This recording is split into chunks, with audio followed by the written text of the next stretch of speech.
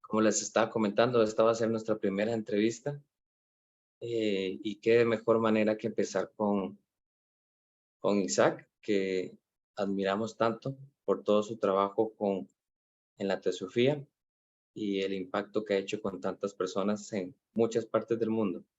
Entonces queremos darle un fuerte agradecimiento. Gracias por dedicarnos un tiempo, más ahora que estás de retiro en España. Entonces, agradecerte y darte también la bienvenida. Bueno, para empezar vamos a hacer una meditación, la va a liderar Stephanie Vargas. Si quieres empiezas, Stephanie. Gracias, Felipe. Bien, por favor les voy a pedir que cerremos los ojos un momento.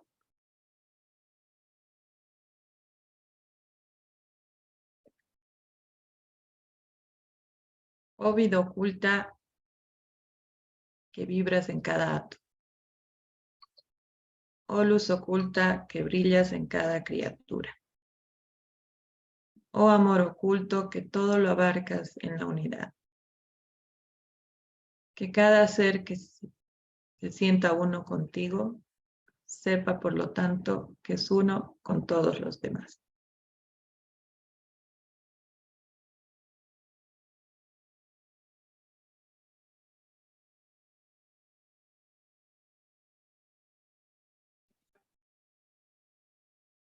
Muchas gracias.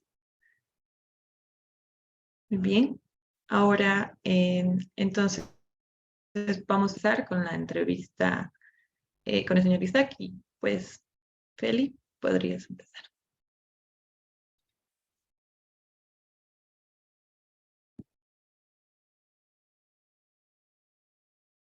Estás con el micrófono cerrado. Gracias, Stephanie. La idea también del grupo de jóvenes de la región de Latinoamérica, pues también es justo pues obtener el conocimiento y pues darnos el espacio para poder entrevistar a personas que tienen bastante experiencia en la teosofía para poder también pues compartir ese conocimiento con nosotros y también que sirva ir poco a poco para ir creciendo como parte, como grupo y también como individuos. Entonces, gracias Isaac. Y bueno, no había presentado, pues Stephanie de Bolivia, yo soy Felipe Alfaro de Costa Rica y Cata no nos pudo acompañar porque está en una actividad con su hija en Adviar, pero entonces vamos a iniciar la entrevista. Como parte de la primera pregunta, ¿en dónde naciste, Isaac? Bien, buenas tardes y gracias por la invitación. Nací en la ciudad de Puebla.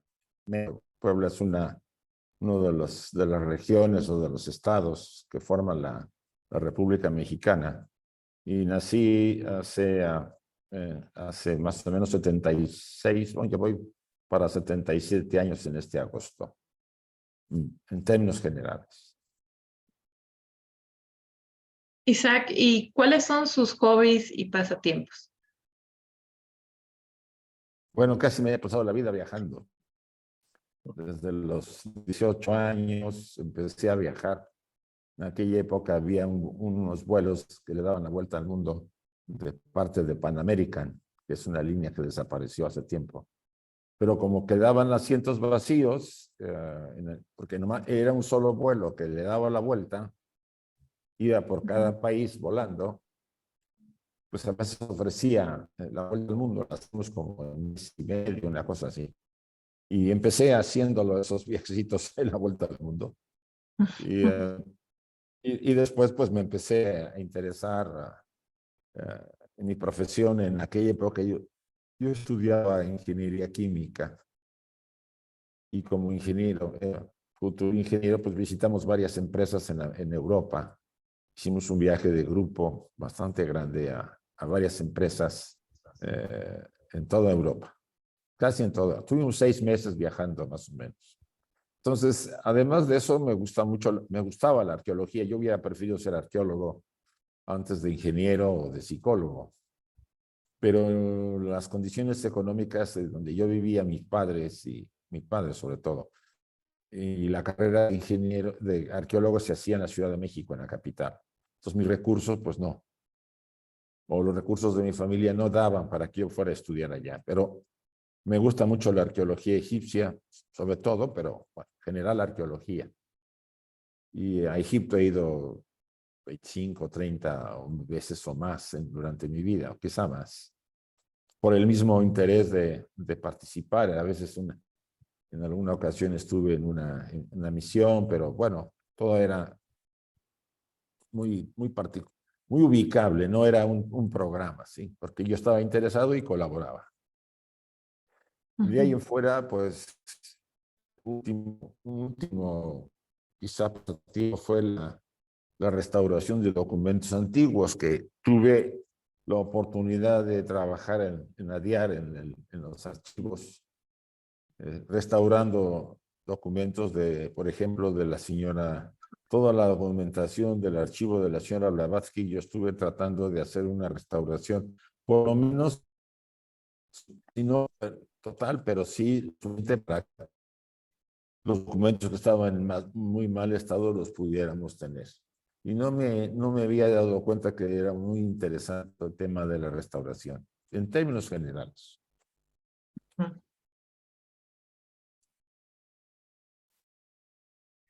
Isaac, ¿cómo fue tu núcleo familiar y sociedad donde creciste y cómo pudo aportar a tu actual personalidad? Bueno, yo creo que como todas las familias, no siempre fueron a la familia una familia funcional. La mía fue disfuncional. O sea, mi madre mis padres se separaron, yo tenía 9 años. Yo tenía 2 hermanos más. Y eso pues sí me afectó muchísimo. Durante 2 o 3 años yo estuve saliendo de la pubertad, pues todavía arrastraba yo un poco el tema. Y eso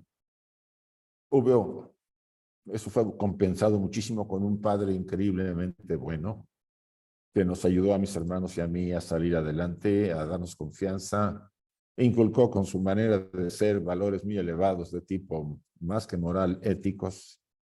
O sea, un padre que se sacrificó el resto de su vida por nosotros, ¿no?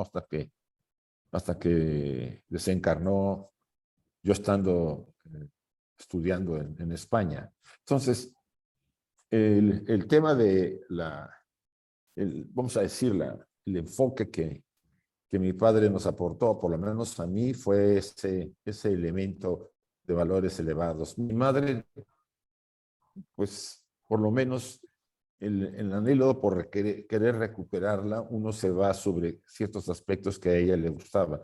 Ella era una gran estudiosa, se desarrolló bastante, estudió después una carrera, después de separarse de mi padre, y a mí me inculcó mucho el amor a la filosofía y a la música clásica. Entonces, puedo decir que el tema de la influencia de mis padres conciertos, y sobre todo me hicieron muy independiente. Bueno, probablemente yo ya traía esa tendencia a la independencia, al no depender de elementos para poder desarrollarme. Entonces, mi padre fue muy libre conmigo para permitirme hacer ciertas cosas que no estaban dentro de la economía. Yo podía subir y bajar, viajar y hacer todo lo que yo quería, y con plena libertad. Esa confianza, esa autoestima, pues fue una compensación con la situación en la que vivimos al separarse de mis padres. De ahí que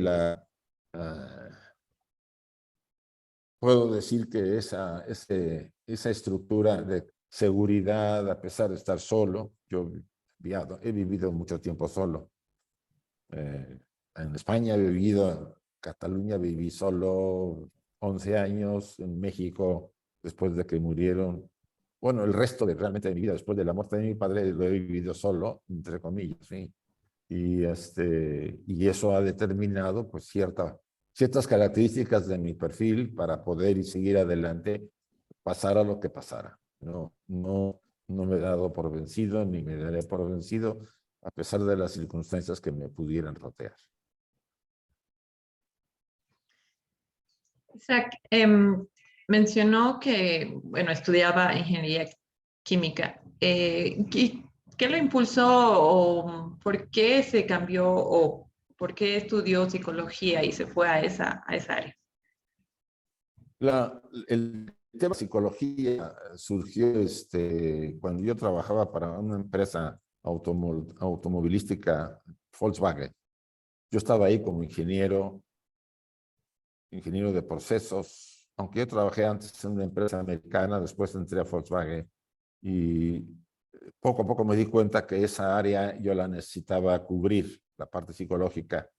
Yo estuve como desarrollador de sistemas en el área de organización. Entonces, me aboqué a estudiar psicología. La empresa me permitió estudiar la psicología mientras yo trabajaba. Que fue muy positivo porque terminé saliendo de Volkswagen después de 20 años y me dediqué a la enseñanza en la Universidad de las Américas, una universidad México-norteamericana que está situada en la ciudad de Puebla. Y ahí pues pude tener esa versatilidad de trabajar, de enseñar en administración y enseñar en psicología, cosa que a mí me ha ayudado mucho en mi desarrollo, sobre todo como profesional.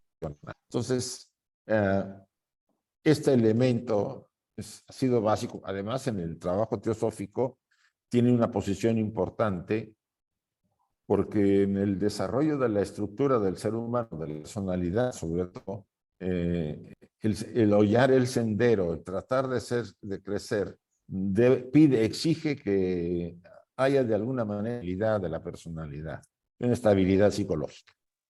Mucha gente se aventura diciendo, no, oración y portándome bien, no es suficiente.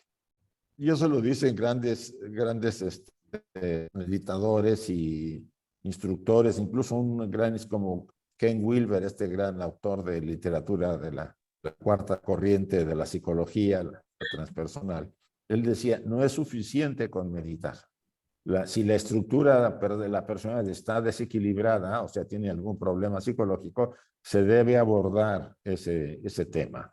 ¿Por qué? Porque si no, no soportará la experiencia, si se da, la experiencia superior, la estructura, o sea, las bases de la estructura no son fuertes y se podría colapsar, ¿no? ¿Y cuántos casos hay de estudiantes que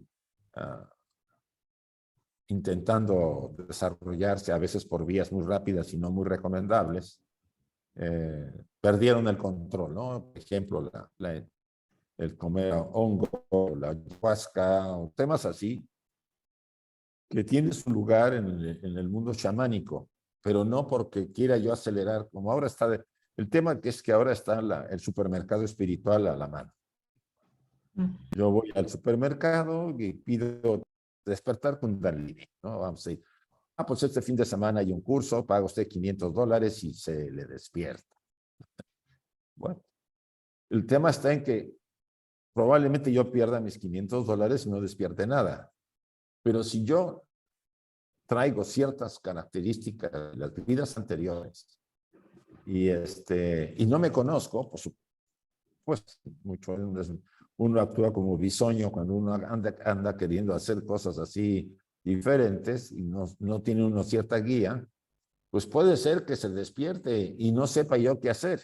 Y lo que a veces ocurre es que hasta el instructor de ese tipo de técnicas no sabe o no ha despertado el Kundalini.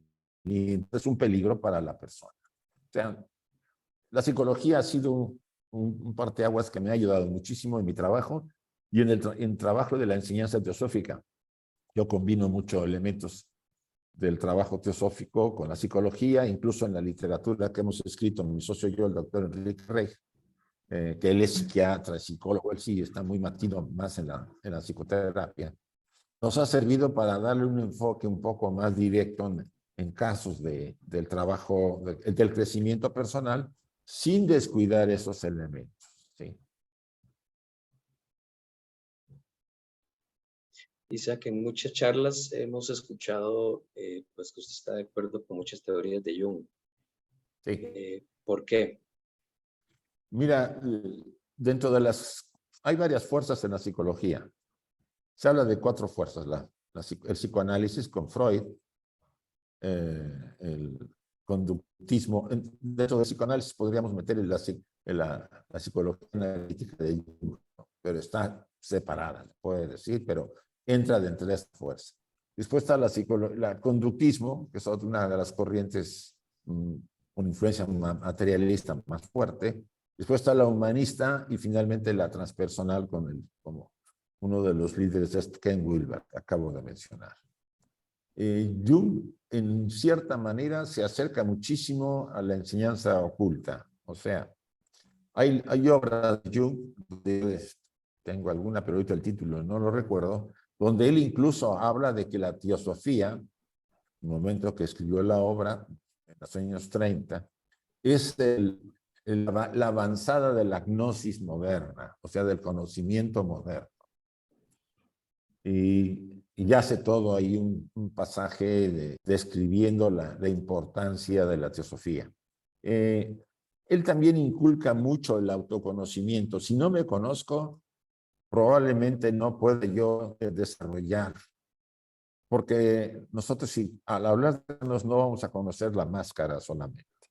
La máscara nos cubre como personalidades, pero tras ellas la que está la problemática del tema que ustedes mencionaron, como la sombra y otros aspectos más profundos. Si yo no me conozco, ignoro lo que hay. Entonces, él insiste mucho en el autoconocimiento y hay muchos dichos de Jung sobre este tema. También insiste mucho sobre el tema del alma, la importancia. Sobre todo, Jung experimentó mucho con la gnosis primitiva, por supuesto, Cábala no tanto, pero con el gnosticismo sí, mucho más, con la literatura gnóstica de los primeros siglos de la era cristiana y anteriores a ella. Incluso hay una obra que está dedicada a Jung porque él rescata ese pergamino, ¿no?, de Naqsh Hammadi. Jung lo compró y así se llama, Pergamino de Jung, y es una obra gnóstica que tiene muchísima sabiduría y la misma señora Blavatsky hace un comentario a una de las obras de gnosticismo o de gnosis primitiva más importantes, ¿no? El autor fue muy conocido como uno de las principales corrientes de la gnosis, sobre todo de los primeros siglos de la era cristiana, ¿no? Quisiera ahorita acordarme del nombre de este autor. La señora hay un libro editado por la compañía teosófica, esa otra vertiente de la ciencia teosófica, sobre los comentarios que ella hace a esta obra gnóstica. Bueno, me he de acordar y lo he de mencionar. Jung aporta mucho en el campo de la gnosis, sobre todo en gnosis y alquimia. Y también hay otras, vamos a decir, Jung tuvo experiencias de tipo psíquico, vamos a llamarlo así. Él escribió un libro que se llama El Libro Rojo. Es un libro bastante grande, más o menos por principios del siglo XX. Y él tuvo experiencias, vamos a decir, especiales, psíquicas o metafísicas, si quieres llamarle así, donde se enfrentó a imágenes, desarrolló mucho la imaginación activa, que es una técnica muy interesante,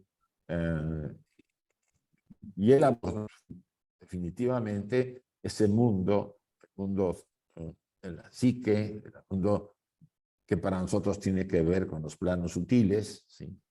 Y de ahí que esa relación con él se haya vuelto para mí especial, más importante, para poder a veces soportar algunas enseñanzas, ¿sí?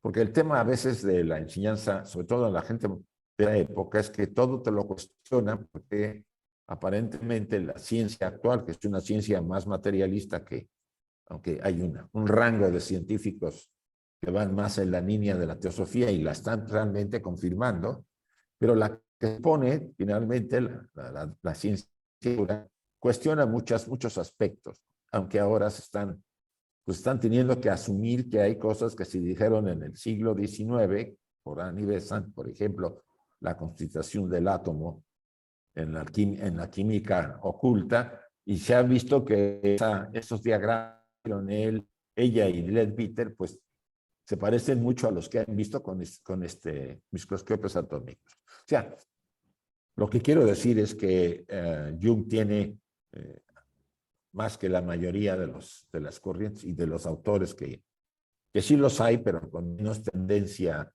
a ello, una línea que se acerca mucho a la línea de la enseñanza oculta, a la enseñanza teosófica.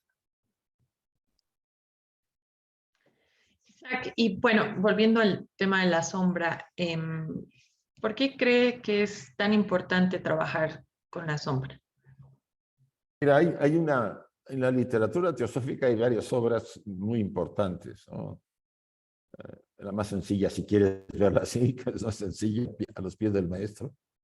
Después está Luz en el Sendero, La Voz del Silencio. Esa ya no es sencilla. Incluso Blavatsky la dedica, cuando le empieza a escribir, dice en la parte de abajo, a los pocos. No habla de todos. Y en esa obra, sobre todo, aunque también hay pasajes en sus collected writings, sus libros, su colección de cartas, que son 14 tomos, ¿sí? Ahí viene mucha mención al aspecto espiritual a la que no podemos descuidar. No la debemos alimentar, sino al contrario. Y en La Voz del Silencio hay un pasaje, más o menos me acuerdo, donde el maestro se dirige a Chela y le dice: observa en las tinieblas de la materia a esa serpiente que raptea, a ese ser que raptea como una serpiente. Dice, es tu oscuridad, tu sombra, sumergida en la materia. Se lo dice al Chela, o sea, no está hablando de que el Chela ya no lo tiene. Es inevitable hablar del tema de esta parte que también se le puede considerar el mal dentro de nosotros, porque el segundo logos es espíritu y materia, luz y oscuridad, bien y mal. Todos lo llevamos, es inevitable. Jung lo que hizo fue trasladar la antigua enseñanza, porque ya hay el papiro de Ani, si ustedes lo egipcio muy antiguo que lo rescataron en el siglo XIX, un famoso arqueólogo inglés que más bien se lo robó de Egipto y se lo llevó a Inglaterra. En aquella época no había tanto control. Hay una viñeta donde aparece Annie, el alma de Annie como pájaro volando, alejándose de la tumba. Y en la puerta de la tumba, una sombra. En los antiguos escritos de las pirámides, que así se les llaman, son los escritos más antiguos en Egipto, ya aparece en la constitución del ser humano. Ellos hacen una constitución, el aspecto sombrío del ser humano. Que tiene el nombre de Hatio, algo así, que representa la parte oscura, las debilidades, las ambiciones, la oscuridad dentro de nosotros. Entonces, este elemento, también lo hizo Freud, tomaron ellos de la antigua tradición y lo vieron que tenía un sentido en la constitución del ser humano y se ha hecho parte del trabajo. Trabajo con la sombra, trabajo que sea o no un buscador de crecimiento y desarrollo interno, uno lo debería hacer, sobre todo para equilibrar nuestras vidas y no perder el control de algo de una parte de ellas cuando nosotros negamos esa oscuridad. Normalmente nos da por justificar esa oscuridad señalándolo en el exterior. O sea, juzgamos a los demás de aquello que yo poseo, pero no lo quiero ver porque lo estoy reprimiendo y lo tiendo a proyectar. El tema de la oscuridad da para mucho. Yo he hecho bastantes talleres sobre ese tema y la idea siempre es buscar el equilibrio. No se trata de reprimirlo ni de negarlo. Se trata de conocerla, aceptarla, pero no identificarme con ella. Sí, un equilibrio. No es el único autor, después ya han habido neoyanos que tratan también el tema de la sombra, en otras obras, ¿no? La transmutación, en alquimia, la transmutación del plomo, ¿sí? En esa negra noche del alma también, de la que habla este místico español, en sus obras, San Juan de la Cruz, ¿sí? Entonces, todo ser humano pasa por un proceso cuando realmente está encaminado por madurez a un desarrollo superior. Pero no puede subir, no puede pasar a ese proceso si antes no, la noche de su alma negra lo visita. Ya lo decía Freud, lo decía Dante en la Divina Comedia. Nadie puede llegar al cielo si antes no pasó por su infierno. Entonces, no es cuestión simplemente de, yo tengo ganas de leer un libro porque quiero crecer espiritualmente. Yo pudiera decir que puede haber inquietudes en la persona y que eso me puede ayudar. Está bien. Nadie niega que podemos ser mejores personas, mejores seres humanos. Pero cuando hay un dilema de el alma ya está pidiendo atención para un crecimiento mayor, el estudiante, el buscador debería estar atento a que pueda dar experiencias en que le lleven a cuestionar muchas cosas de su vida. Porque es lo que ocurre. El alma quiere desestructurar el ego de alguna manera. Quiere destruir porque necesitamos el ego para el trabajo y para la experiencia. Pero le quita fuerza a través de una experiencia fuerte, ¿no? Como le hemos dicho, una enfermedad, un accidente, una pérdida de trabajo, o sea, algún dilema que lo hace que se mueva todo. Y no todos los seres humanos tienen la misma fuerza ni la misma madurez para vivir experiencias fuertes. En México acostumbramos a decir, según el sapo, la pedrada. Si el sapo es grande, pues hay que tirarle una piedra muy grande. Si el sapito es pequeño, pues no pasa nada. Con cualquier cosa el sapito se va corriendo. Pero el tema sí es algo que se debería abordar. No lo podemos usar. La literatura teosófica, la literatura ocultista lo trata, la alquimia, varias corrientes de enseñanza lo tratan. Negarnos a ella porque es complejo. El ejemplo más gráfico es la obra de Oscar Wilde, el retrato de Dorian Gray. Si no lo han leído, pues ahí se pueden ver claramente que él reflejó una inquietud de su época, que ya era algo notorio, pero hasta en mediados del siglo XIX empezó toda esta revolución, no solamente la industrial, sino todo el cambio que venía de la cultura y de la ciencia para el siglo XX, pues ya atisbaba, ¿no? Los cambios que también iban a haber en la psicología, cuando nace la psicología freudiana, ¿no? Que tiene que ver mucho con todas estas modificaciones. Y bien, el tema es interesante. Nosotros hemos escrito un libro, aunque pudiera necesitar ser revisado. Mi socio hemos hablado de ese tema. Pero hay mucha literatura.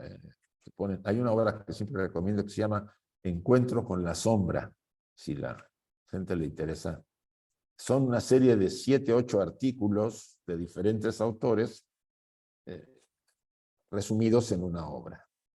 Y ahí puede ver la sombra en la familia, porque la familia tiene su sombra, la sombra en el trabajo, en la pareja, los dos tienen sombra, y cómo le van a hacer para equilibrar la situación, tiene lo suyo. La sombra de nación.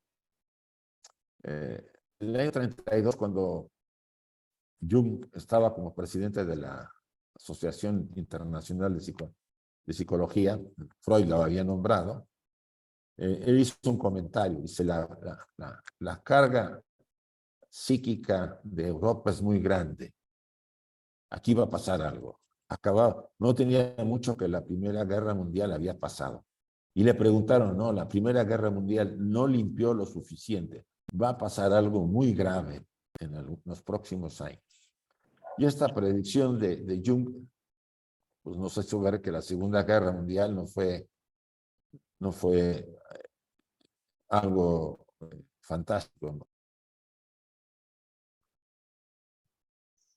Isaac, me gustaría hacerte dos preguntas con lo que estás mencionando. Primero, mencionaste algo importante, el no identificarnos con la sombra, sino aceptarla. O sea, me gustaría tal vez que podrías dar un poco más detalle de cómo Esa parte. trabajarla, pero sin, entonces sería sin identificarse. Y como segunda pregunta también, mencionaste al principio, eh, siempre has intentado seguir adelante y lo vas a seguir haciendo. ¿Cómo, cómo uno puede también seguir siempre adelante en ese continuo trabajo con la sombra, siempre levantándose? Bueno, la primera pregunta. La técnica, pues, Jung dio varios formatos. Después vinieron los neoyungianos, incluso el señor Ken Wilber también trata. Él es la fórmula esa, reconocer a la sombra, después de reconocerla, o sea, reconocer pues, que soy envidioso, soy muy agresivo, que puedo hacer acciones muy graves, muy duras, que puedo robar, o sea, tengo debilidades, vamos a decir, las reconozco que las tengo. Ya para la personalidad es difícil, porque la personalidad se tapa con una máscara de aparecer mejor de lo que es, ¿no? ¿Y por qué? Porque queremos agradar a los demás, porque queremos recibir de los demás apoyo y cariño y afecto, etcétera, etcétera. Por eso personalidad viene de persona, máscara, ¿no? Nos ponemos una máscara para agradar. Y el tema de no identificarnos es hacer un auto, recordemos, ¿no? El oráculo de Delfos, hombre, conócete a ti mismo. O sea, el conocimiento me va a permitir no solamente ver lo mejor que soy, sino también pues aquellas oscuridades que no quiero aceptar. Realmente no las acepto, las proyecto hacia afuera. La aceptación, el reconocerlo ya es un paso importante. El aceptarlo es mucho más importante. Pero finalmente decir, pero no me voy a identificar con ello. Quiere decir que a pesar de que yo tenga, por ejemplo, el tema de la envidia muy fuerte, trataré de observarla y no identificarme con ella, no caer en esa emoción que me aprecie. Se dice fácil, pero no es tan simple. Eso lleva a ciertos trabajos. Yo utilizo mucho la imaginación activa y varias formas de abordar este trabajo. Incluso hay cierto material que vi. Hay una página que todavía tengo, ya se me la voy a quitar, pero tengo ahí unos cuestionarios,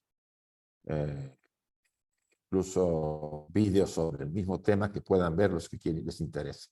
La página es www.isaachauli.com y ahí pueden entrar y ir a donde están los materiales para ahí viene más o menos indicado. Repito, www.isaachauli.com, todo con minúscula. Y ahí encuentran ustedes un cuestionario y hay también algunas grabaciones. Hay varios materiales que yo daba, que antes cuando estaba más en el tema de la psicoterapia, pues lo transmitía a través de la página esa. Pero eso es un punto. El otro, ir adelante. Es cierto que nuestros caracteres nos ayudan todos somos diferentes y tenemos diferentes elementos que traemos del pasado. Recordemos que la persona madura no es la madura porque esté vieja, porque puedo yo tener 76 años como los tengo y ser un niño por mi madurez. La madurez es la madurez del alma y está determinada por las vidas que he tenido y que tenemos todos. Tras de nosotros, para que tengamos interés en la teosofía, hay cientos de vidas para llegar a este estado de deseos de crecer y desarrollarnos. Ese entusiasmo para no darme por vencido y seguir adelante es muy natural de aquel que tiene cierta fuerza y madurez interior. A veces será muy difícil, tendremos que asumir que tendremos que pasar o parar un momento para descansar ante la presión que hemos recibido, pero nos renovamos pronto y empezamos y seguimos adelante. Yo recuerdo el consejo que me dieron en la DIAR cuando estuve. Dice, una de las principales cosas que se deben inculcar, ayudar a las personas es a que que la esperanza no se pierda de la vida. En esta época parece que todo se vuelve gris y la gente está desesperada. En España, por ejemplo, hay un alto nivel de suicidios de jóvenes. No creo que sea la excepción en el mundo. Entonces, ayudar a los demás en el sentido de despertar la fuerza para seguir adelante es un requisito importante. Porque el traje físico, la personalidad que es temporal, pues podría descansar con el suicidio, cosa que ya sabemos bien que el suicida no descansa después de morir porque solamente se desgasta. Destruyó el traje físico, pero los demás principios quedan en los planos sutiles y va a vivir el resto de los años que le faltaban en un plano muy cercano al plano material. Y eso hace sufrir al ser. Entonces, hay muchos elementos que se conjugan para no darnos por vencidos, para no tirar la toalla, como sucede en el box, ¿no? Cuando ya le están pegando muy fuerte al boxeador, el manager tira la toalla para que no le sigan pegando. Aquí no se trata de tirar la toalla. Puedo tomar mi descanso, puedo decir, bueno, voy a parar un poco, pero sigo adelante. Porque Ken Wilber decía, es el Atman, la fuerza espiritual poderosa que tenemos y que debido a su cierta madurez, a cierto entusiasmo, porque hay que tener entusiasmo para la vida interior, para poder crecer. El entusiasmo nos hace ir adelante. En momentos de tristeza nos saca de ahí y nos hace volver a retomar el camino de ser mejores seres humanos, más nobles, más equilibrados. Y para mí es básico. Cuando tú te comprometes con el tema del crecimiento personal, el crecimiento espiritual, y no nomás para ser mejor personalidad, no, me refiero para ir al campo de lo espiritual más a fondo, es posible que vivas experiencias muy duras. Como te digo, depende de cada uno. Y esas experiencias muy duras, pues a veces estás tan desesperado. Es como vivir el infierno en la tierra. Y quisiera salir corriendo. Pero esa fuerza misma de entusiasmo y de mantenerte firme por quizás las vidas en que tuviste que pasar por muchas experiencias, te mantiene.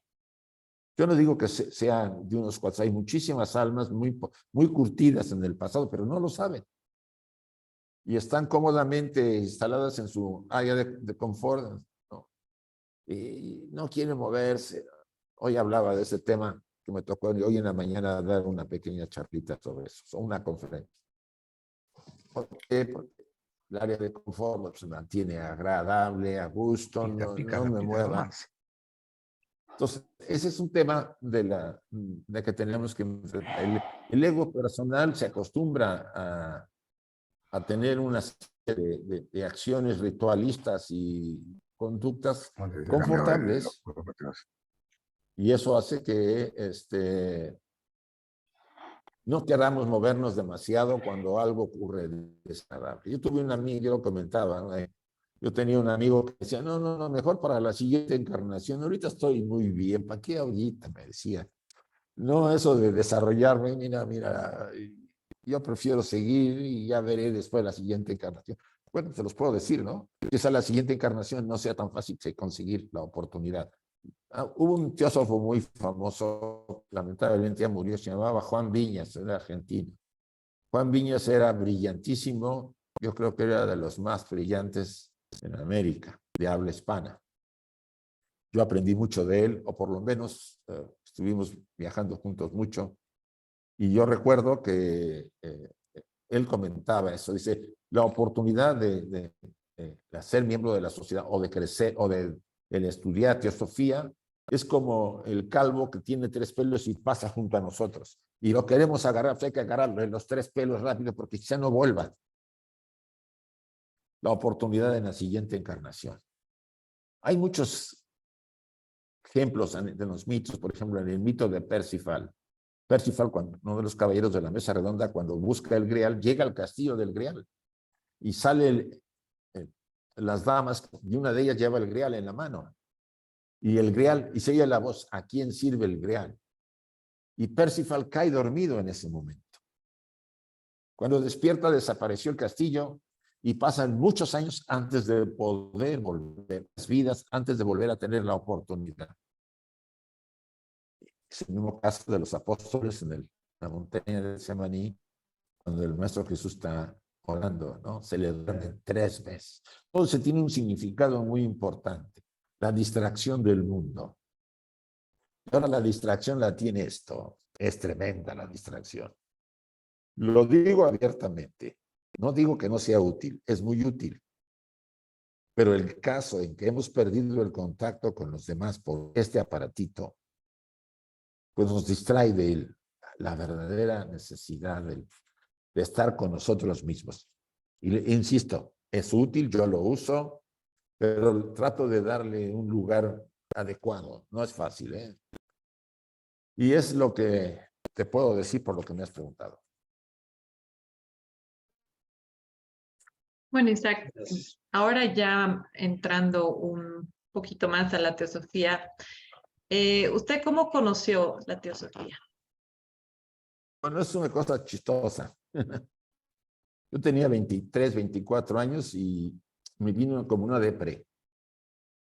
Según, ¿para qué vivo? Tenía yo dinero, que trabajaba en una empresa automotriz muy bien pagado, con una posición muy buena. Cambiaba cada año el auto. Tenía un montón de prebendas. Pero yo me sentía satisfecho, que es una de las características de la búsqueda. La insatisfacción a pesar de tener lo que aparentemente el mundo considera que es para ser feliz. Y así pasaron unos 2 o 3 años, ¿no? Y por ahí, de los 27 o 28, no estoy seguro. Una vez a una librería, yo era muy ratón de bibliotecas, y encontré, había una montaña de libros tirada en el suelo, y yo pues me puse ahí a ver qué libros había, y veo uno que tiene 2 columnas egipcias. Uy, me llamó la atención, inclinado a la arqueología egipcia y vi las columnas del templo, creo que eran del templo de Hathor. Me llamó la atención y decía doctrinas secretas. ¿Qué será esto? Volteo el libro y está la foto de Blavatsky con esa mirada que tenía así penetradora y me dio miedo porque sentí que me atravesó, lo tiré y me fui. La curiosidad fue más fuerte y a la semana regresé y lo busqué. Y yo veía la foto y digo, ay, esta señora ve muy fuerte. Traté de hojear el libro para ver si lo entendía. No entendía ni papa, honestamente. Pero abajo había una dirección.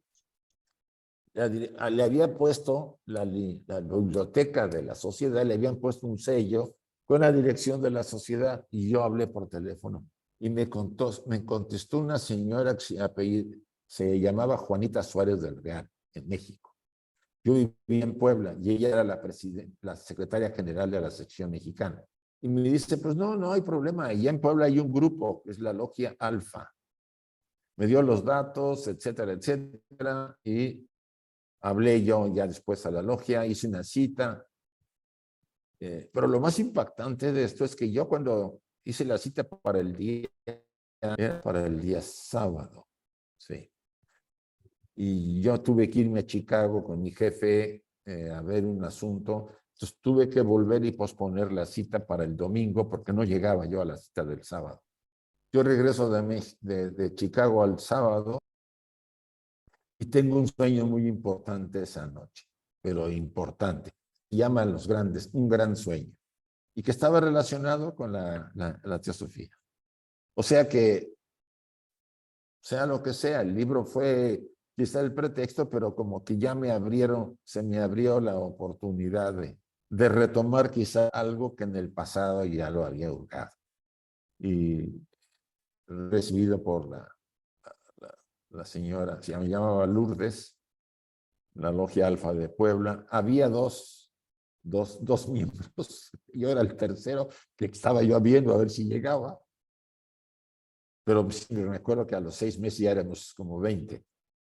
O sea, se puede decir que la doctrina secreta me tocó desde el principio, porque incluso ahora que estamos estudiando los dones, pues es el elemento que más me atrae. Gracias, Isaac.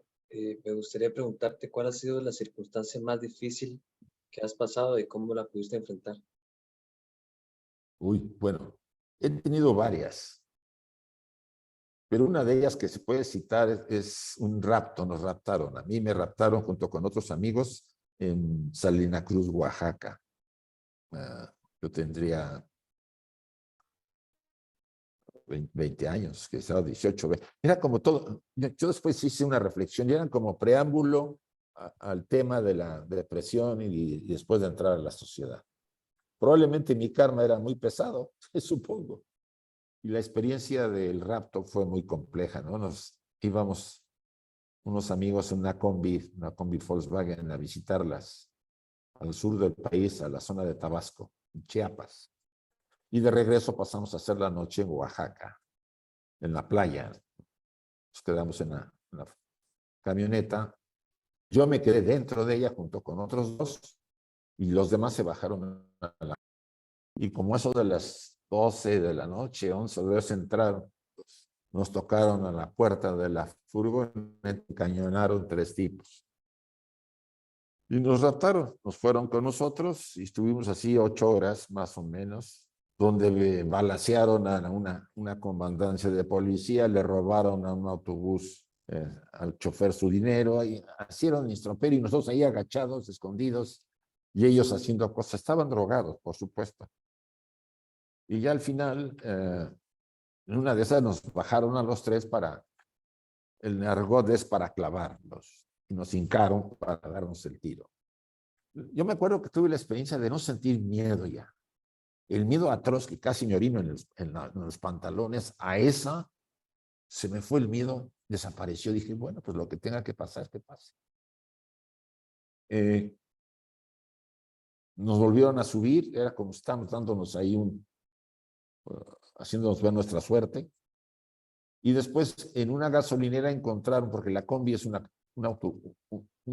transporte lento, vieron a un coche, un Ford Maverick, que eran en aquella época muy rápidos. El conductor dormía en el auto y le tocaron la ventana, él se despertó, lo encañonaron y se lo llevaron y nos dejaron. Pues ahí fue la experiencia.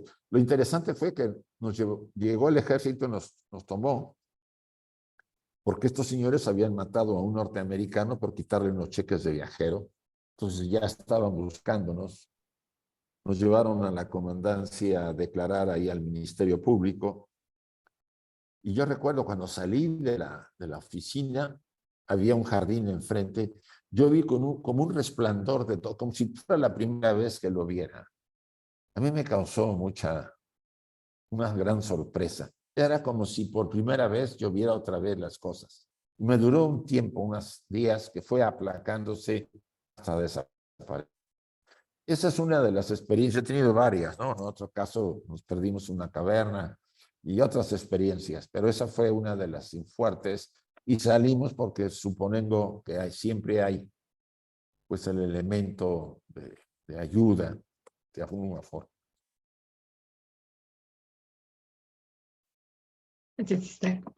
Muy bien. ¿Y cómo es el Isaac de ahora comparado a lo que era el Isaac de hace 30 años? Uy, yo veo fotos y no me reconozco. O sea, veo una foto yo tengo hasta 70, voy para 77. Me quito 30 años y las veo y digo, no, no puede ser que sea yo así. Era muy agresivo. muy agresivo, sobre todo en los primeros años después de la muerte, de la separación de mi madre.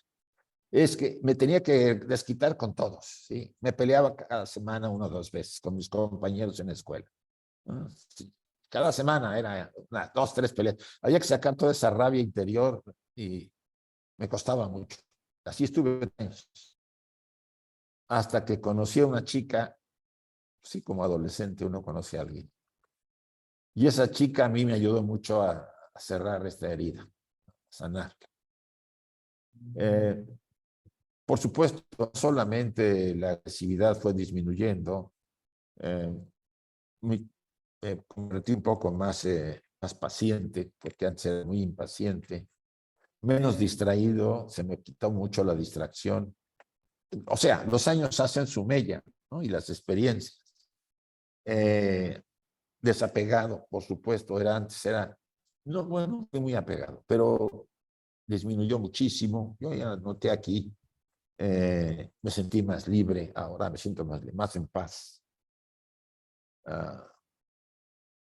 Como que no hay el elemento de querer ser, sino ser, de convertirme, de ser el que soy.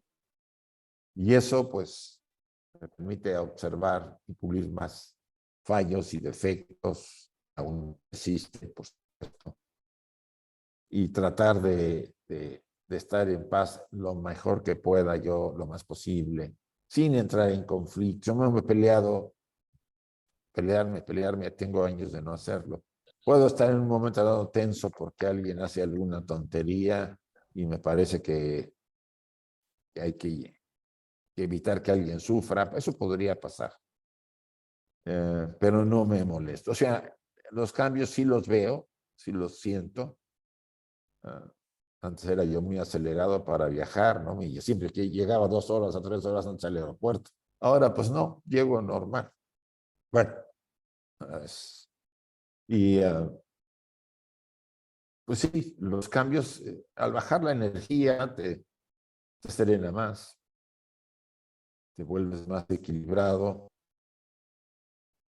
vamos, y disiernes más, valoras más las cosas de la manera, por su valor verdadero, no por la apariencia. No solo cosas, sino personas, todo. ¿Sí?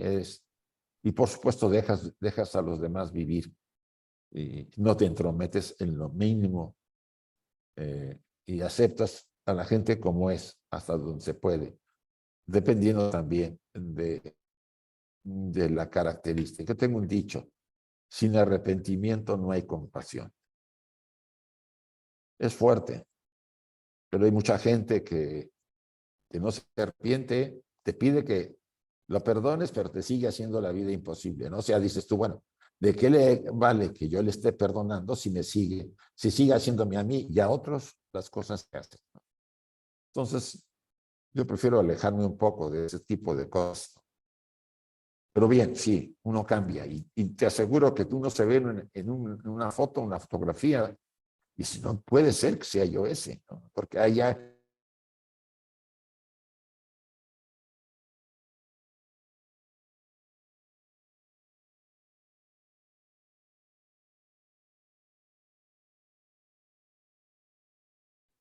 Creo que te perdimos, Isaac, por un segundo. ¿Nos escuchas?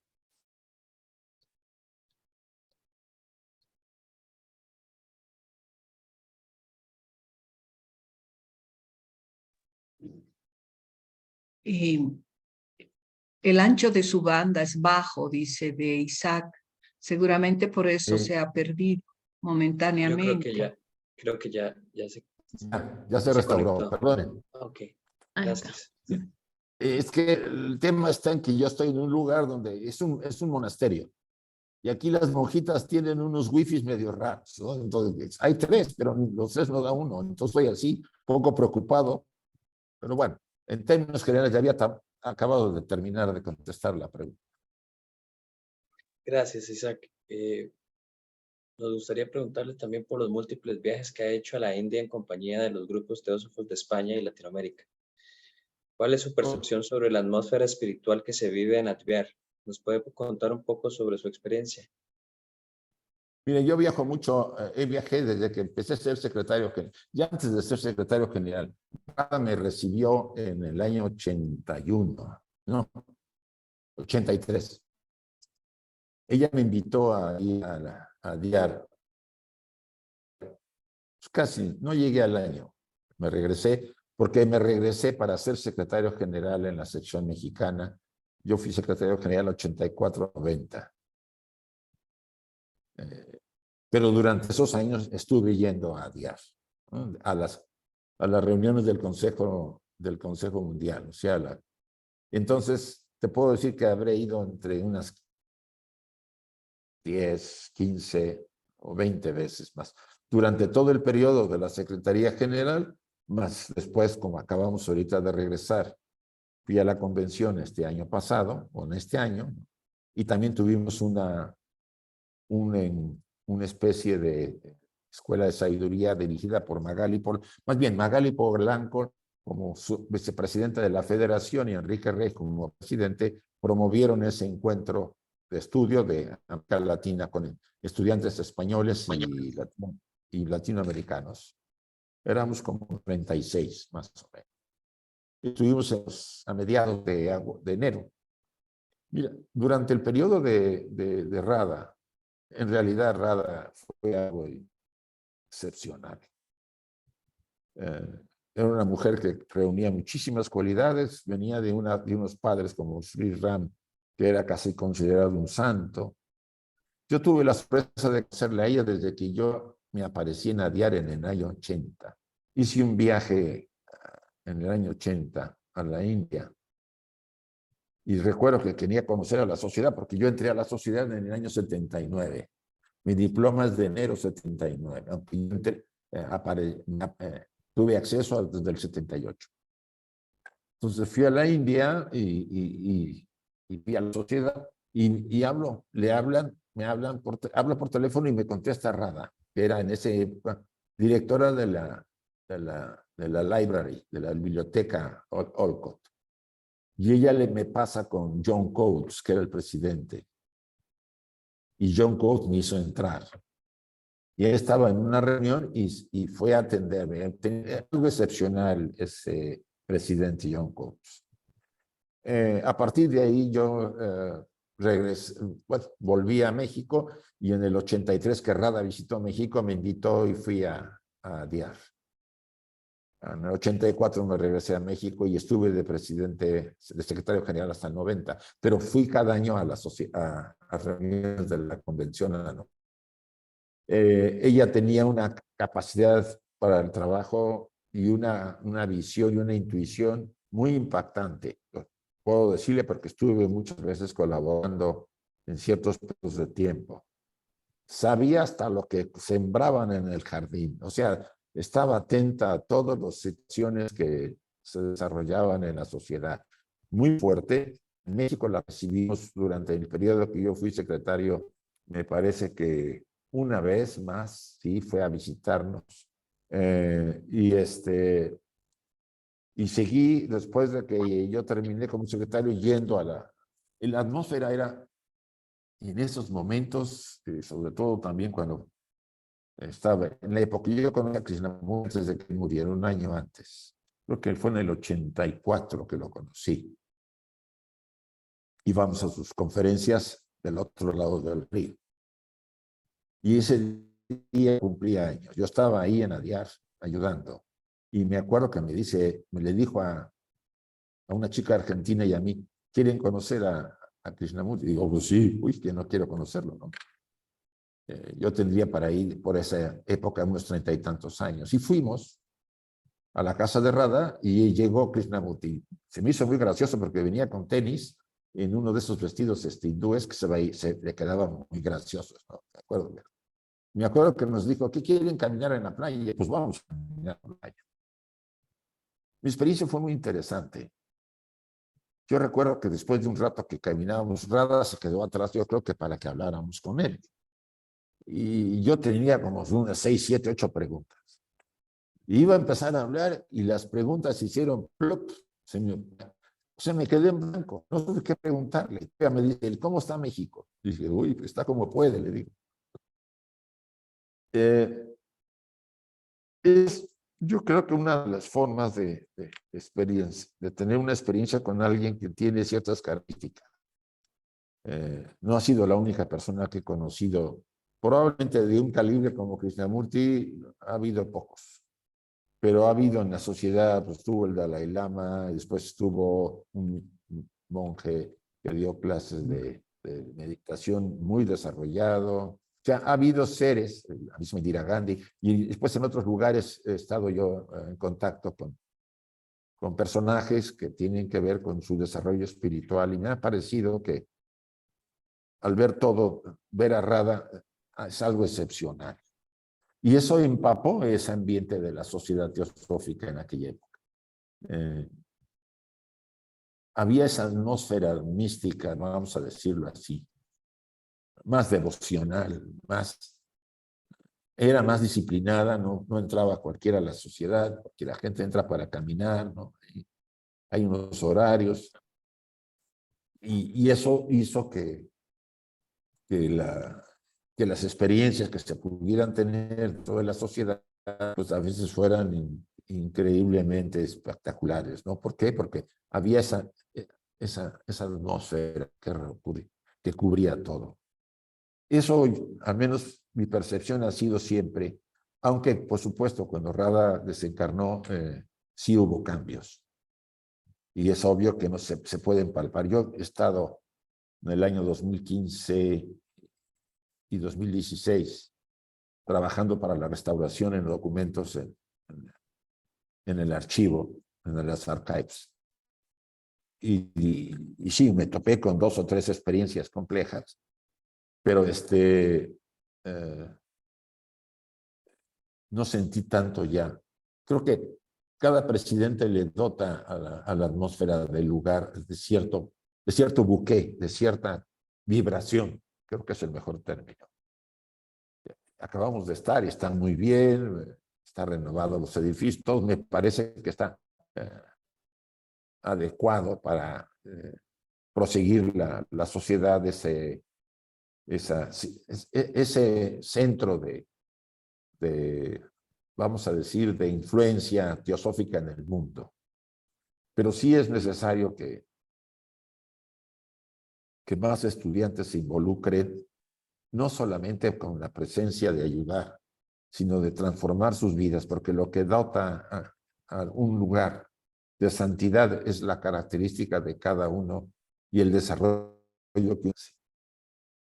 No es simplemente, y es algo que yo insisto mucho en los estudios, no solamente leer libros y aprenderme y comprender las obtrusas enseñanzas ocultas, es practicar constantemente la verdadera, como decía Blavatsky, para los pocos, dice la voz del silencio, la verdadera realización.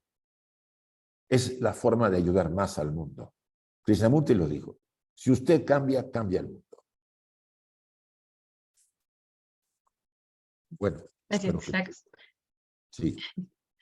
¿Y cuál es la persona teósofa que usted más admira y por qué? Uy, pues mire, me he topado con varios. En su momento yo admiraba mucho a Juan Viñas. Pero puedo decir que desde el principio fue a H.P. Blavatsky. No la conocí. Pero yo tuve ese sueño que yo tuve antes de entrar a la sociedad, tuvo que ver con ella. ¿Sí? Por eso creo que me marcó. Después, pues a Krishnamurti, que tuve la oportunidad no solamente de escucharlo en presencia en el centro Krishnamurti del otro lado del río Adyar, sino en haberlo conocido y hablado y reconocido mucho de la sumamente importante enseñanza de su desarrollo. O sea, en el campo de la enseñanza oculta y la ciencia espiritual hay 2 vías, ¿no? La vía larga y la vía corta. La vía larga es, imagínate una montaña que la subes lentamente, ¿sí? La vía corta es la subes de golpe. Por supuesto, la enseñanza teosófica tiene las 2. Pero la vía corta es para los pocos. Y Krishnamurti hablaba para los pocos, perdónenme que lo diga, porque la vía corta tienes que tener ya cierta madurez para poder entrar, como lo dice también Bhagavan Ramana Maharaji, lo dice el Buda. El Buda decía, la enseñanza es para el gran público, la vía larga y la vía corta, ¿no? Y eso lo tendríamos que reconocer. Incluso en los antiguos misterios de los pueblos antiguos estaban los misterios menores, que era para la gente en general, y los misterios mayores para los escogidos, ¿no? El tema del templo de los misterios de Eleusis era eso, ¿no? En mayo, junio del año se llevaban a cabo los misterios menores, que entraba el público en general, con ciertas limitaciones, pero entraba. Y los misterios mayores estaban escogidos, los mistaikas, así se les llamaba, por los sacerdotes, para ir hasta Eleusis. Entonces, esa herencia la tiene la enseñanza teosófica y muchas otras enseñanzas. Y esa importancia la deberíamos considerar. Algunos necesitaremos vidas para poder ir ascendiendo lentamente y otros entran de golpe. ¿Por qué? Porque ya ha traído un bagaje, y eso mismo Krishnamurti lo mencionó al final de su vida. Reconocía que el trabajo personal era lento y que llevaría tiempo para hacer el trabajo que él hablaba. O sea, es la realización del yo divino, del Atman dentro de nosotros, como dice también Ramana Maharaji y él dice el Buda, ¿no? El Buda habla de la enseñanza, los paramitas, etcétera, pero también habla del sutra del corazón. Dice, no hay senderos, no hay camino, no hay bien, no hay mal, no hay maestro, no hay nada. Dice, ¿tú qué óvole? ¿Y ahora qué? Eso es por la vía corta. Y tarde o temprano, cuando nos demos cuenta de lo que la esencia que tenemos en nuestra naturaleza es eterna, acuérdense lo que decía el Maestro Jesús, vosotros sois el templo del Dios vivo. O sea, ese Dios habita en nuestro corazón espiritual. ¿Y qué ocurre? Que ese Dios no es un Dios, es aquello, la seidad, el absoluto, lo que quieran ustedes llamarle, en nuestra naturaleza. Y no tiene ni forma, ni es luz, ni oscuridad, abarca todo en la unidad de vida. Difícil para muchos verlo así, pero tarde o temprano, sin excepción, así lo veo, para todos los estudiantes serios, es llegar a esa vertiente. La preparación de las vidas o de las experiencias nos permitirán acercarnos poco a poco con mayor cuidado. Porque sí dará miedo a alguien, ¿no? De si fusionarme con lo eterno en mí es dejar de ser Isaac. Mantendré la conciencia, pero no estoy fusionado. Y esa enseñanza viene en la voz del silencio si la ven con detalle. Por eso ella, insisto, decía, los pocos sí hay un camino. Pero también lo repite Radha Burnier en varios pasajes, en varias de sus obras, y el señor Siddhis Ram, y Jinarajadasa. Annie Besant también, pero ella junto con Leadbeater lo popularizaron mucho, la teosofía, porque sin ella no hubiera llegado a los grandes grupos. Pero Blavatsky también va al directo. No sé si le pueda decir algo más. Bueno, HP, Krishnamurti. Tengo otros, la doctora Dora Kunz. No sé si la conocen. No, ustedes no creo, están muy jóvenes. Ella fue presidente de la sección americana y nos facilitó mucho. Cuando yo fui secretario general, ayudó mucho a México para tener materiales y apoyo. Era una persona muy especial, tenía facultades psíquicas. Ella había sido discípula de Leadbeater. También a Surendra Narayan. Surendra Narayan fue el vicepresidente de Radha. Era un ser, yo creo que era un santo. Esos pocos seres que uno conoce.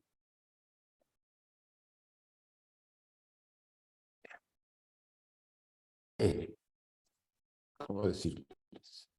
Que estar en su presencia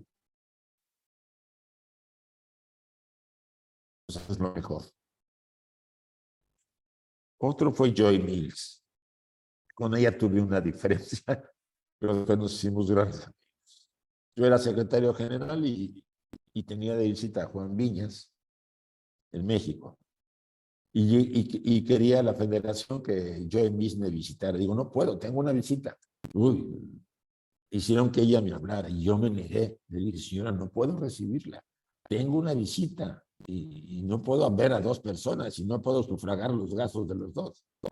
Y se creó una pequeña diferencia, pero con el tiempo, pues yo fui mucho a Crotona a tomar cursos y ella fue directora, se creó una gran amistad, ¿no? Una de las mejores reuniones que tuvimos fue en Londres, en el museo de Londres, ella explicándonos con las cartas de los Mahatmas, explicándonos las versiones que había, ¿no? Entonces, me parece que ella y por supuesto Juan Viñas, que les digo, por decir algunos que he mencionado, Rada también, hubo muchos otros. En España a mí siempre me apasionó la relación, la amistad con el señor Torrá, que fue secretario general. Él en época de Franco. Murió a los 102 años, fue algo excepcional. Era un ejemplo en el trabajo teosófico en España. Y él fue muy, muy amistoso, me recibió cuando yo llegué de México a España, a visitar España en los encuentros, en las jornadas, en las escuelas de verano. Algo excepcional. Otro gran amigo, eso sí, muy, muy amigo, Ángel Rubio, que también desencarnó muy joven, de 50 y tantos años. Él fue secretario general 2 veces en España. Y ese fue ese sí, un gran, gran amigo cercano porque nos veíamos con frecuencia. O sea, uno puede narrar muchas personas que han entregado su vida, ¿no? De alguna manera al trabajo. O sea, el compromiso que uno adquiere le da esa, ¿cómo se llama? Facilidad para tener mayor acceso a la enseñanza y a las oportunidades. Gracias, Isaac. Me gustaría preguntarte cómo es la juventud en el Oriente y también cuál sería la diferencia también con la juventud con lo que hay en América. Mira, yo no lo veía tanto antes, la diferencia, por ejemplo, de la juventud en la India, que es la que conozco más. Antes no era tan notorio como empezó a hacerlo. Ellos han tratado de imitar a los norteamericanos, o sea, sus costumbres, gustos, sobre todo en las grandes ciudades, ¿no? Nueva Delhi, Bombay, Chennai, mucho de ello. Porque es una cultura, la cultura americana llena de elementos atractivos, pues hace que los jóvenes, sobre todo de algunos países, sobre todo los hindúes, siempre han tenido una gran inclinación a los norteamericanos por su cultura, por sus facilidades. Hay una gran población hindú en Estados Unidos, ¿no? Ha emigrado. Si tú te vas, por ejemplo, a varias ciudades, en Chennai mismo, ¿no? Cerca de la sociedad tenemos ahí un McDonald's llena de jóvenes, muchos negocios norteamericanos están siempre llenos de jóvenes hindúes, que no quiere decir que ellos abandonen todas sus costumbres. En realidad, el hindú tiene muy, muy sólidas sus ciertas costumbres, pero sí ha adoptado muchas costumbres norteamericanas. De ellos sí puedo hablarte, de los chinos no tanto. Quizá también algo del Medio Oriente. En realidad todo, excepto los países musulmanes como Egipto, que he estado mucho, y algunos países de Turquía y que tienen también cierta inclinación. La influencia norteamericana ha sido muy fuerte. El hindú, sobre todo el hindú de la gran parte de los pueblos, no estamos hablando de 1.000 millones, estamos hablando de 1.480 millones. Son más ya que los chinos.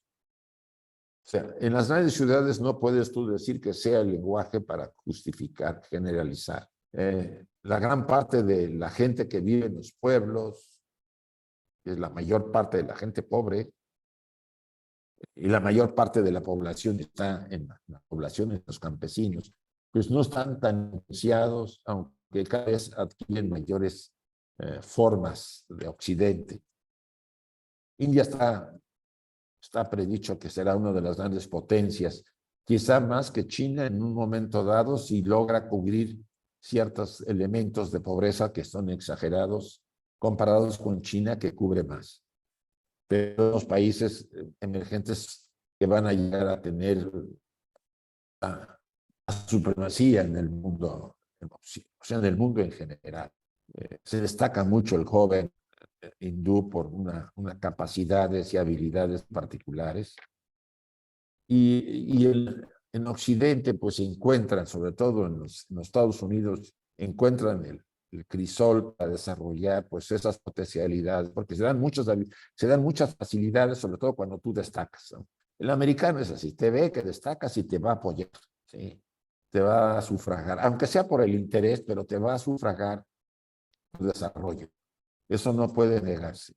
Lo haga con o sin interés, lo va a hacer. En América Latina, en México,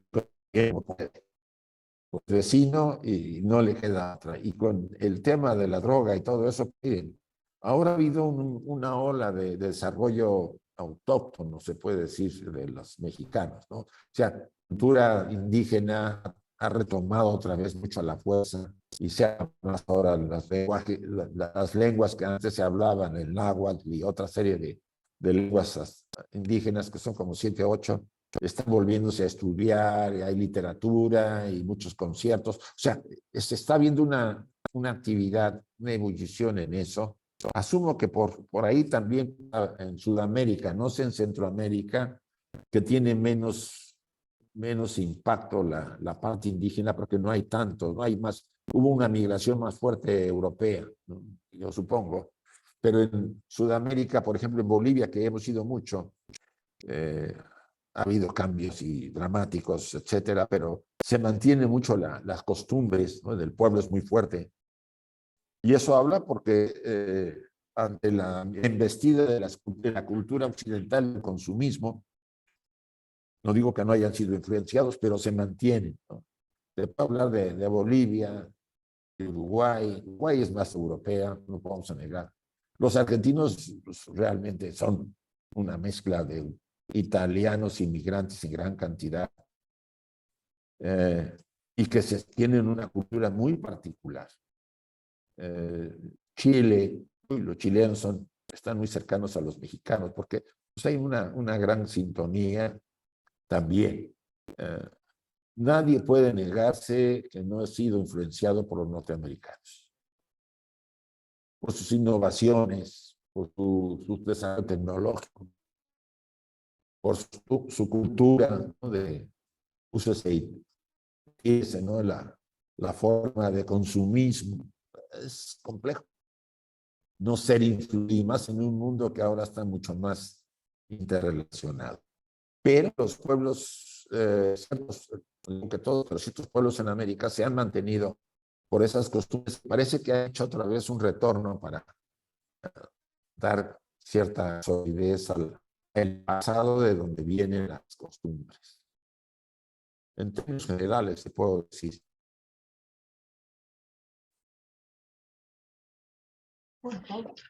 Sí, sí, sí.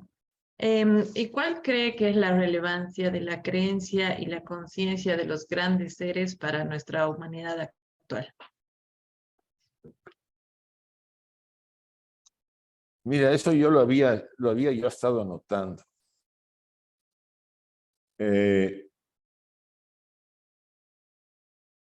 Yo lo puse algunas cosas. En realidad, la Sociedad Teosófica fue fundada externamente por Madame Blavatsky y el coronel Olcott, pero tuvieron la inspiración de, por lo menos, no, dos figuras son las que más aparecen, pero hubo varios instructores. Instructores que se estaban desarrollando en diferentes niveles. Algunos eran más elevados, más desarrollados, otros menos. Pero todos colaboraron con la señora Blavatsky y el coronel Olcott para poder fundar la sociedad. es interesante notar que la inspiración de maestros no, viene desde podemos decir desde la antigüedad, ¿no? La antigua Grecia, pues Sócrates, Aristóteles, todos ellos tenían sus grupos de alumnos que inspiraban y dirigían. En nuestra época, pues los instructores tibetanos, budistas tibetanos, siempre fueron de mucha inspiración, además del Buda, ¿no? De Siddhartha Gautama. Ahí lo menciona la literatura varios. Yo he estado con la oportunidad de estar en el monasterio de Kopan en Nepal un mes, en un retiro de un mes de estudios budistas, y pues te encuentras, lamentablemente acaba de morir el Lama Zopa Rinpoche, que era una figura en el monasterio. Quiero decir que los instructores siempre han ayudado y han guiado. Y no va a poder evitarse porque la cultura oriental, o sea, los gurús, maestros, como en Occidente, son determinantes. Aunque aquí yo hago siempre un hincapié. En personal me guío más por el maestro interior. Aquí recuerdo que decía Paul Brunton, el famoso inglés, periodista inglés que escribió La India Secreta, ¿no? También escribió El Egipto Secreto, pero La India Secreta es interesante porque ahí narra su experiencia con Bhagavan Ramana Maharshi. Dice, el maestro está en nosotros. Acuérdense que yo soy el templo del Dios vivo, como lo repetí del Maestro Jesús. Si es parte de nosotros, por nuestra naturaleza, requiere que en el interior haya una guía o un instructor que nos ayude, se va a reflejar en él. No es una época muy práctica actualmente para encontrar, como en la antigüedad, un instructor real o verdadero. O sea, los Ramana Maharshi no abundan ya. No he visto yo, ni sé. Lo ha de haber, porque normalmente el verdadero instructor realizado está oculto. No se hace propaganda, no hace show, no vende sus programas por la televisión, ni sus libros. Simplemente está ahí cuando yo necesite encontrarlo. La relevancia de él, como fue el Maestro Jesús, como fue el Buda, como fue Krishna, todos ellos fueron instructores, como fue Sankaracharya, como fue Je Tsongkhapa, todos esos grandes instructores tienen una función importante para el mundo moderno. Pero esta época, dadas las características todavía del Kali Yuga, que nos subyuga, no es decir que el estudiante encuentre en el exterior, de momento, esa guía. Deberá acudir primero a su guía interior, a despertarla. Y si esa guía considera que por las características de nosotros, el estudiante, requiere que desde fuera le guíe, lo más seguro es que lo encuentre. En esta época necesitaríamos una guía, pero yo estoy en contra de las religiones, yo estoy de acuerdo que las religiones han tenido una función importante. Pero esperar que venga la próxima venida del Mesías o que venga la próxima venida como los judíos. Bueno. ¿Y las luces de la piscina? Todos ellos están esperando que venga alguien de fuera, cuando en realidad lo llevamos dentro. ¿Sí? Pero entonces, sí, no sé si se saltan. Silencia los micrófonos y no deje que... ¿Aquí no se la esperan o qué? Disculpa, Javier, ¿puedes cerrar el micrófono? Y es ahí donde está temática, ¿no? Encontrar ahorita un verdadero instructor, los que se presentan como instructores, ¿no? Si no le gustan los Rolls Royce, le gustan los niños. Si no le gustan los niños, le gustan las niñas. O sea, está todo como muy revuelto. Entonces, lo que pasa al estudiante es que se decepciona cuando encuentra que aquel personaje que le parecía que le podía inspirar, pues de repente le empiezan a surgirle sus debilidades. Es muy difícil encontrar un instructor ahora que no muestre las dos polaridades. Por eso yo acudiría primero a mi parte interna. Y si esa parte interna decide que afuera hay que buscarlo, lo voy a encontrar. Y va a ser la que me guíe, tenga las características que tenga. Pero ustedes fíjense bien, hay un supermercado espiritual, como lo dije al principio, que te ofrece todo. Hay que pagar. Y todo es rápido. Ahí nos perdemos. Son los caminos que se pierden. Y se decepciona y se pierde la esperanza porque la parte interior dice, no sirve nada, yo no me meto aquí. Mejor sigo viviendo como quiero. Y en el caso de los jóvenes es muy patente cuando ven tanta tontería en el mundo. O sea, debe haber una seriedad. En el trabajo teosófico deberíamos hacer el gran esfuerzo que a pesar de que tengamos todavía nuestras oscuridades, de vivir y ser coherentes con lo que estamos haciendo. Hay hermanos que así lo están. Pero como les digo, son hermanos que no se muestran, viven de una manera muy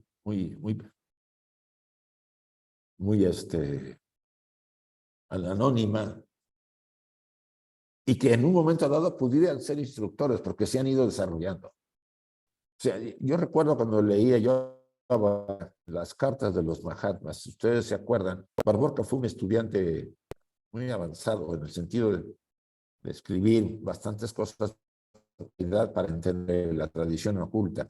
Y él hablaba que había muchos estudiantes que recibían cartas de los Mahatmas, más de lo que se supone existirían, que es al señor Sinet, al señor Hugh, a Olcott, una cosa así. Había mucha gente.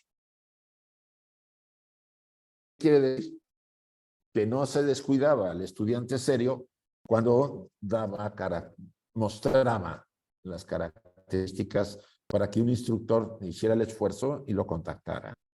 Yo creo que ese elemento es esperanzador para un buscador serio, que haya alguien que observa cómo el alma del sujeto, porque creo que decía, no sé si recuerdo que lo decía Blavatsky o lo decía Nivesa, que cuando el estudiante se acerca a la sociedad, yo hablo de la sociedad teosófica, que puede ser también en otras escuelas, y quiere entrar y a estudiar, y se ve como una lucecita que brilla en la oscuridad del mundo. Entonces, estos seres, o los seres que están en cierta capacidad de la enseñanza, lo observan y lo van a hacer un seguimiento. Y lo ven que pudiera tener características importantes, lo prueban, porque no puede haber ninguno sin probación. Esto es lamentable, pero no es lamentable, es la forma de la antigüedad al que abordan para poder enseñarle, a ver si merece la enseñanza, ¿no? Entonces, la relevancia y la creencia es importante, pero cuidar de que de hacer creer nuevamente al público que esos grandes seres, pues, no vayamos a acabar adorándolos como los santos que se adoran en las religiosas. Son seres que han desarrollado capacidades y habilidades superiores, que muchos de ellos son realmente seres santificados, otros pues están en varias vías de graduación, de desarrollo, y que están muy interesados, algunos de ellos, en enseñar a la humanidad, ayudar a la humanidad. Pero su relevancia determinará que nosotros, los estudiantes, hagamos los esfuerzos por acercarnos a ellos. Recuerden que había un pasaje que decía, si usted da un paso hacia nosotros daremos 2 pasos hacia usted. Algo así, me acuerdo. Es lo que puedo decirte. Sí es relevante, pero más que tratar de llamarle la atención, deberíamos buscar estar en condiciones para que los seres que ayudan a la humanidad se interesen en nosotros al observar que estamos haciendo un sacrificio, trabajos de crecimiento serios. Gracias, Isaac. ¿Cuál crees que es el mayor desafío que enfrenta la sociedad teosófica en el mundo contemporáneo? Uy, eso está bueno. Yo había notado aquí, pues el mayor desafío es que la enseñanza teosófica tenga la característica adecuada o tenga la forma adecuada de ser enseñada e interesarse las nuevas generaciones por ella. Es un desafío, porque para que tú intereses a un joven o jóvenes o nuevos interesados, tienes que realmente tú estar de alguna manera en consonancia con esa enseñanza. O sea, debe haber congruencia. Creo que es una de las cualidades más importantes de un buscador. Ser congruente con tus valores, con tus principios y con lo que tú quieres profesar. Si tú estás así, tú entusiasmas a los demás. Es el entusiasmo de que habla Rohit Mehta cuando da una descripción de la luz en el sendero. Necesitamos entusiasmo, como lo mencioné hace algunas preguntas. El entusiasmo nace de esa relación, ¿no? de vivir, de entregarte a esos principios, de transformar tu vida. No hay mayor regalo que le hacemos al mundo que realizarnos como seres humanos. No niego que hacer manifestaciones o protestas sirvan, no digo que no. Pero más importante, como decía Krishnamurti, es transfórmese usted y usted ayuda al mundo. Entonces, es ahí para mí la clave, ese reto de la enseñanza, cómo transformar y sobre todo cómo pasar a darle mayor peso a la práctica, más que a la enseñanza, más que al conocimiento. Esa es mi opinión. Nos podemos llenar de la enseñanza oculta hasta por los ojos, pero vivir como vive la mayoría, haciendo nuestras triñuelas, teniendo nuestras debilidades. Eso sí, sé mucho de la doctrina secreta, qué página dice esto, y esto. Pero en la tarde me fui a hacer una de las mías con unos amigos. Digo, bueno, eso es como decía Juan Viñas, tener un pie en una barca y otro en la otra. Y al final va a haber tanto desequilibrio que me voy a caer. O estás o no estás. Puede ser muy contundente para alguien que quiere realmente influir con su vida, ser nosotros verdaderamente lo que tenemos que ser. Y no una imitación, no una imagen para impresionar. De ahí que uno de esos grandes retos, yo apunté también quizá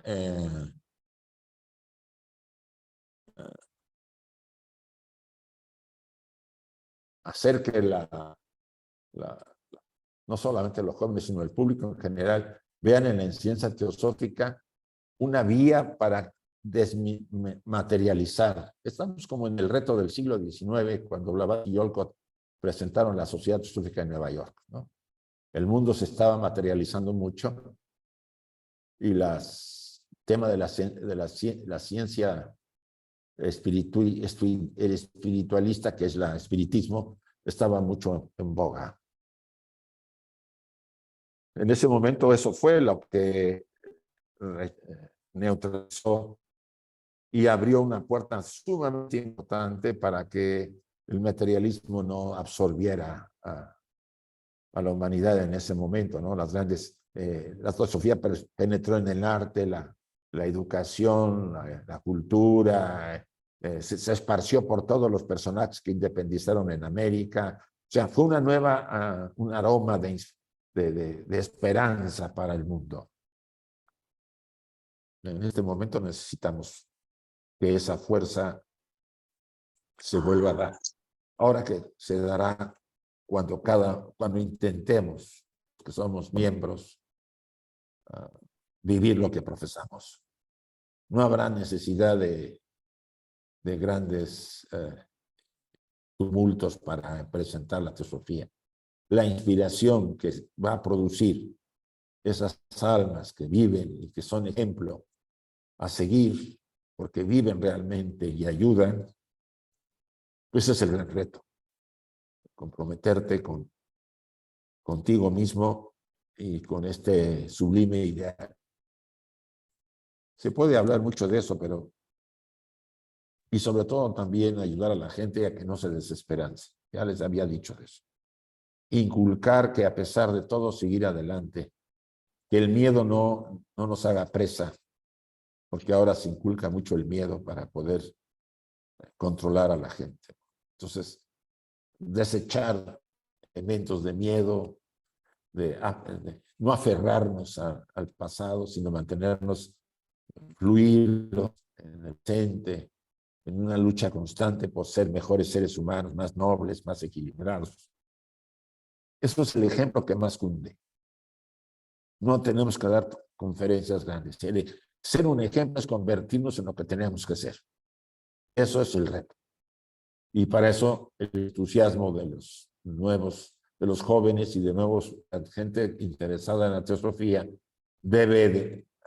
vamos a decir, debe prender, debe surgir. Y en eso estamos, por lo menos en algunos de los comentarios que tenemos, comprometidos para ayudar. Gracias, Isaac. Bien, ¿y qué consejo le daría a un joven que lucha contra las contradicciones de este siglo?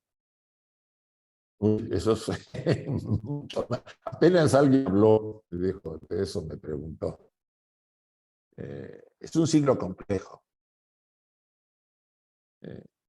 Vemos un mundo que salió de una pandemia, pero que ahora se ha metido aparentemente en una guerra, pero hay guerras en varios lugares. De remate hay hambrunas y una economía está desestabilizada. O sea, la naturaleza protesta, cambios climáticos, volcanes que hacen erupción, ¿no? O sea, el panorama para un joven no es muy halagador, asumo. Yo diría, madre mía, de que me he metido, mejor hubiera quedado por allá arriba un ratito antes de volver a entrar a encarnar, ¿no? Pero es así. En esta época es cuando los retos son mayores y las transformaciones son más poderosas. En una época de calma, de pocos eventos que alteran el orden, pues el desarrollo es más lento. Nadie niega que el sufrimiento es la palanca. Yo hace rato mencionaba en la reunión que tuvimos acá que la naturaleza tiene una técnica para enseñarnos, que es el incidente crítico. Un incidente crítico es una situación crítica que enfrento, un obstáculo que tengo que resolver. Y hay de todos sabores y colores y de todo poder. Hay una situación compleja que enfrento, que a lo mejor es familiar, a lo mejor es de un amigo, a lo mejor es en el trabajo. ¿Y qué voy a hacer? ¿Huyo de ella o me acerco y trato de resolverla? Y ahí se planta el crecimiento nuestro, la experiencia que necesitamos. Solamente en este plano podemos crecer, en los planos sutiles no. No debe quedarnos claro. Estamos acá para crecer, en la gran escuela de la vida. Es una escuela que nos presenta a cada uno de nosotros, según el karma, diferentes incidentes críticos, ¿no? A ti te quito a tu madre cuando eras pequeño, y después te doy pobreza, a ver cómo reaccionas, después te facilito ciertas cosas, pero te pongo trabas en otra, y ahí vamos, tratando de salir adelante. Todas son para cada uno diferentes, nunca serán iguales. En lo que en algunos casos la voluntad es muy poderosa, pues no lo van a probar por ahí, lo van a probar cuando está débil. O sea, donde está nuestro talón de Aquiles, donde está la parte débil de nuestra naturaleza, por ahí nos van a probar. Y eso hace que esta época, que tiene muchos retos y muchas pruebas, pues sea de gran oportunidad. Sí puedo aguantar. O sea, la época en que, por ejemplo, yo soy de la época del trabajo fijo, ¿sí? Antes los contratos eran fijos, raro eran los contratos temporales. Yo siempre tuve contratos fijos, ¿no? Entré en el año 72,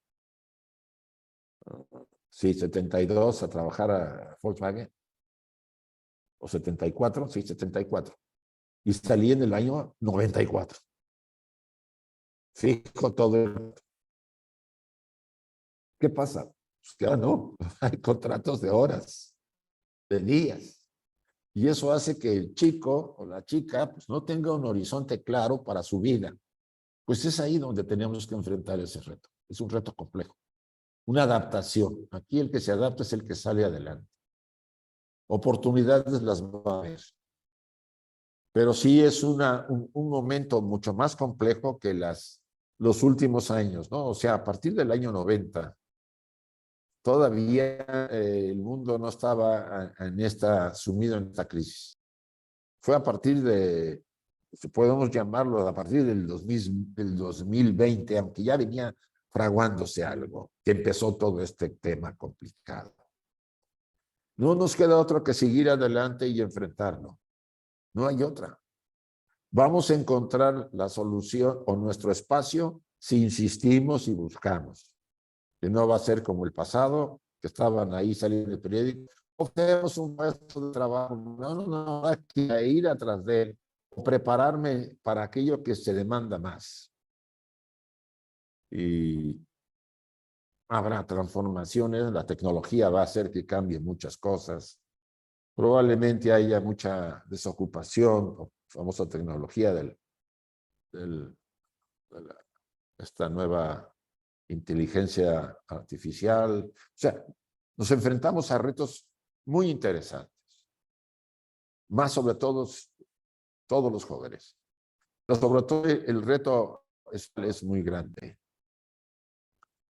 Porque debido a que las condiciones materiales están moviéndose de una manera mucho más rápida y compleja, se le puede olvidar al joven que todo esto es una ilusión, es una Matrix, ¿no?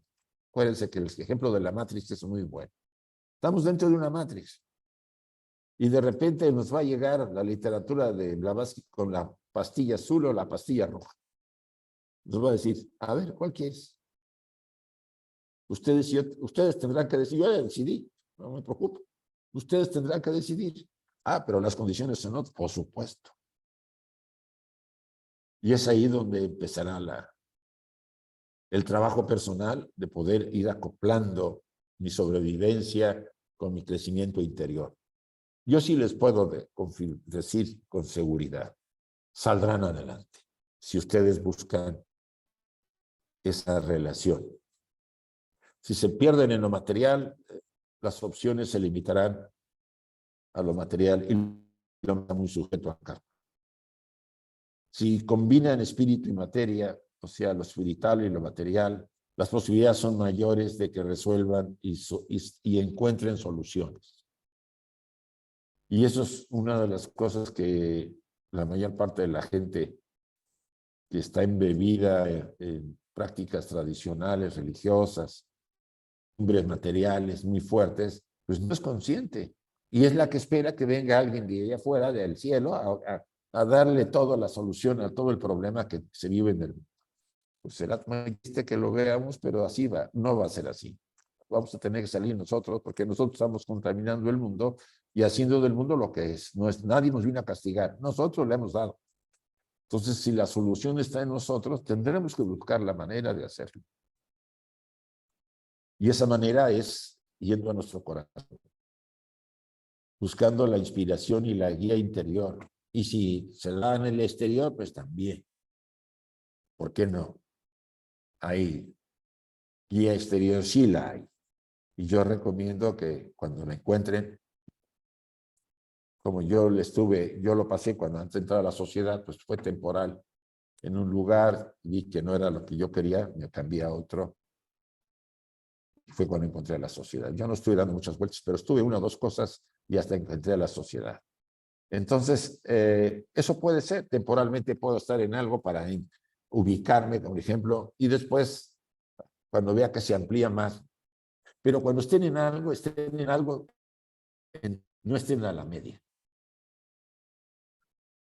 Porque un poquito, ya había una chica en Panamá a la que fuimos a ver una vez a dar conferencias y estaba con los Rosacruces, estaba con los herméticos, estaba con los alquimistas, estaba con los cabalistas. O sea que iba cada semana, iba de chile de manteca, o sea, el tutti frutti, y le preguntaban a ella qué, pues era tutti frutti. O sea, no tenía claro los términos, no los aprendía, porque términos, todos tenían sus términos diferentes, no le quedaba claro y había una confusión. ¿Sí? Si yo voy a estar con la enseñanza hermética, bueno, pues ahí me centro, estudio, practico y me doy cuenta si llena mi corazón.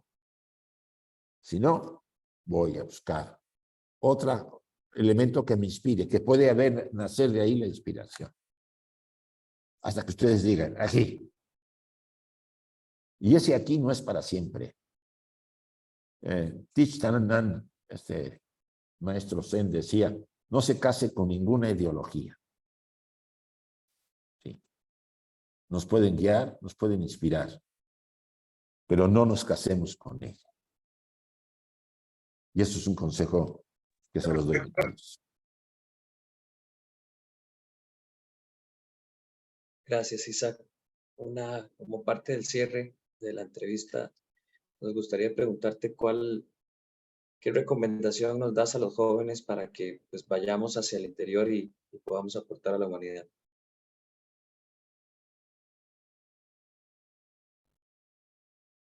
Hay varias técnicas, bueno, hay varias formas de hacerlo.